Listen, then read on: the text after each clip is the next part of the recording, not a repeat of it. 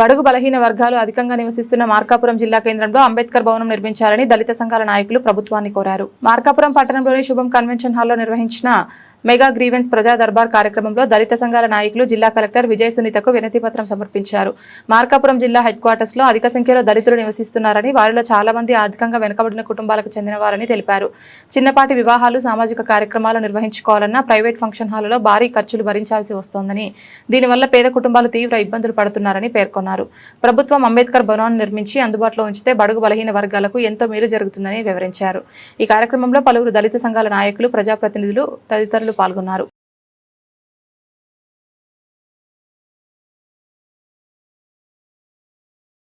అందరికీ నమస్కారం. నా పేరు నందం శేఖర్.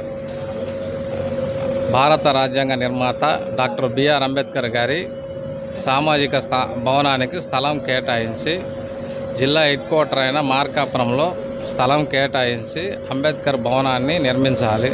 అలాగే ఎస్సీ, ఎస్టీ, బీసీ, ఎస్సీ, ఎస్టీలు ఏదైనా ఫంక్షన్ చేసుకోవాలన్నా, ఏదైనా ప్రెస్ మీట్ పెట్టుకోవాలన్నా, లేకపోతే ఏదైనా ఫంక్షన్ చేసుకోవాలన్నా కానీ లక్షల్లో కట్టి చేసుకోలేరు. కాబట్టి మాకు అంబేద్కర్ భవనానికి స్థలం కేటాయించి నిర్మిస్తే దాంట్లో మేము ఎస్సీ, ఎస్టీలము ఏదైనా ఫంక్షన్ చేసుకోవాలన్నా, ఏదైనా మీటింగ్ పెట్టుకోవాలన్నా కానీ వేలకు కేటాయించాల్సి వస్తుంది. కనుక ఎమ్మెల్యే గారు మా యందు దయ ఉంచి అంబేద్కర్ సామాజిక భవనానికి స్థలం కేటాయించి నిర్మించవలసిందిగా ప్రార్థిస్తున్నాం.